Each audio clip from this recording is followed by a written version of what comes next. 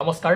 Technical ইছ্যুৰ কাৰণে current এফেয়াৰ্ছে হওক বা বিভিন্ন যিবোৰ আমি ছেশ্যনসমূহ ইউটিউবত দি থাকোঁ সেইবোৰ আপোনালোকক দিবলৈ পৰা নাই।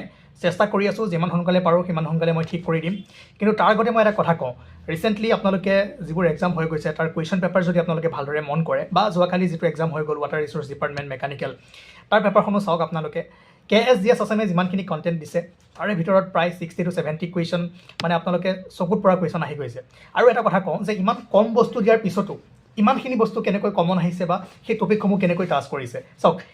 এইটো বহুত কষ্ট কৰি আপোনালোকক মেটেৰিয়েলছখিনি দিয়া হৈছে, বহু PYQ এনালাইচিছ কৰি বা কোন সময়ত কোনবোৰ কুৱেশ্যন APSCয়ে উঠাইছে, এই সকলোবোৰ পৰীক্ষা নিৰীক্ষা কৰিহে আপোনালোকক কণ্টেণ্টবোৰ দিয়া যায়। গতিকে ইয়াত বহুতো কষ্ট সোমাই আছে। সেইকাৰণে আপোনালোকে কম বস্তু পঢ়িও বহুত বস্তু আপোনালোকে পৰীক্ষাত পাইছে, আৰু এইটোৱে ডিফাৰেঞ্চ। ঠিক আছে, বেলেগত যদি আপোনালোকে চায় তেনেহ'লে বহুত পঢ়িব লাগিব, হাজাৰ হাজাৰ লাখ লাখ পঢ়ি তাৰ পৰা 2-4টা হয়তো ওলাব পাৰে। কিন্তু KSGS আছামে আপোনালোকক 10-12টা টপিক বাছি দিয়ে এটা মাহত, বা তাতকৈ কমো থাকে, বা যিবোৰ কুৱেশ্যন দিয়ে হাজাৰ হাজাৰ কুৱেশ্যন নিদিয়ে, 50-60, 100-200 কুৱেশ্যন দিয়ে, আৰু সকলোবোৰ বস্তু তাৰ পৰাই আহে।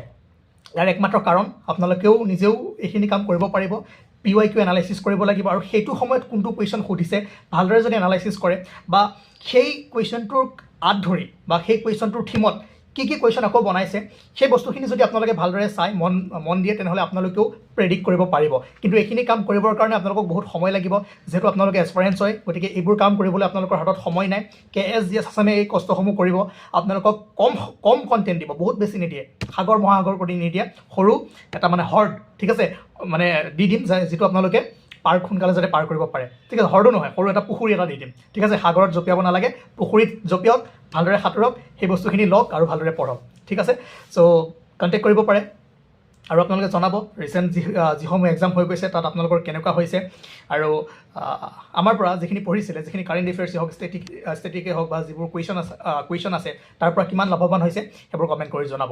আৰু আপোনালোকে যদি আপকামিং এক্সামৰ কাৰণে প্ৰিপেৰেশ্যন কৰি আছে আৰু যদি কিবা কণ্টেণ্ট লাগে, PDF সমূহ লাগে, মেটেৰিয়েলছ লাগে, তেনেহ'লে তলত দিয়া নাম্বাৰত কণ্টেক্ট কৰক। আৰু আজিয়ে লওক। Thank U.